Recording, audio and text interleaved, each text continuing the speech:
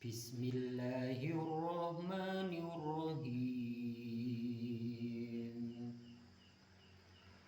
Faslun utawi ikilah fasal suwiji arkanul islami utawi pira-pira rukune Islam iku khamsatun ana lima syahadatu suwiji iku nekseni an setuhune kelakuan iku la ilaha ora ana pangeran kang sinembah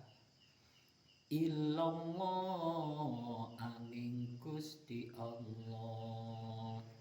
wa anna Muhammadan lan setuhune Kanjeng Nabi Muhammad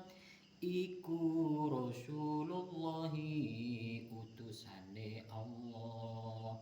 wa iqamus sholati lan jenengaken ing salat wa itauz zakati lan awe zakat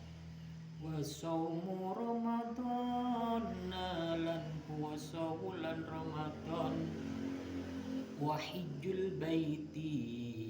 lan munggah haji ing Baitullah